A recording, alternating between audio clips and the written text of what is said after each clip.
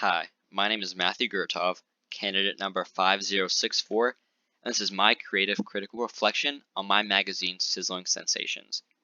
The first question is, how does your product use or challenge conventions, and how does it represent social groups or issues? First, let's identify common conventions in a cooking magazine. This magazine from Your Daily shows all the common conventions seen in cooking magazines. For example, the dateline, masthead, cover lines, kicker, and left third. The picture is also taken from a high-angle shot or overhead shot, which is the most commonly used shot in a cooking magazine. So here's a picture of my cover page on the left and one of my group members' cover page on the right. My cover page follows a sleek and clean design that most cooking magazines have. I have my masthead, dateline, cell line, kicker, and cover line. A convention that I challenged was the left third. I did this by moving it to the right side of the screen. This is hardly ever seen, but in my situation, it made the magazine look a lot better. I put a barcode in the bottom left, since they're standard and it filled that empty space that the left third is supposed to take up. I also challenged the use of a puff. I decided that it just wasn't necessary and would have taken away from the simple and clean design that I was going for. A common thing found in all cooking magazines is a 3-color rule. In the magazine on the far left, it has orange, white, and black. The middle magazine has pink, white, and a blue background. And the magazine on the right uses dark red, yellow, and black. While there are other colors involved in the images, there's mainly 3 colors that take up most of the screen. So going back to my cover page, my 3 colors are black, red, and white. The spaghetti in the image is yellow, but the text follows the 3-color rule. My partner follows the rules perfectly with green, white, and red. The text he uses matches his picture of a pizza perfectly. I'm sure you've also noticed that our cover pages look very similar. Since we're in a group, we had to make our house styles look very similar. We did this by using the same layout and conventions for the most part.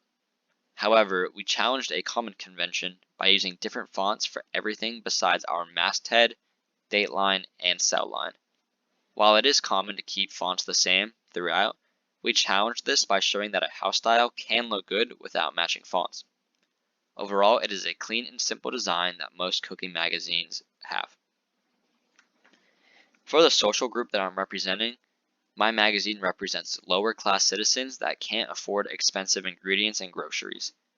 This article from foodinstitute.com says that 2 in 3 people can't afford groceries due to inflation and the rising cost of food. 53% of people had to adjust their budgets and shopping habits just to afford food.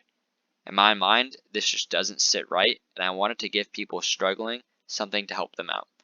So my goal was giving the audience cheap meals that they can make without having to worry about expensive ingredients. I'll get more into how I did this later on.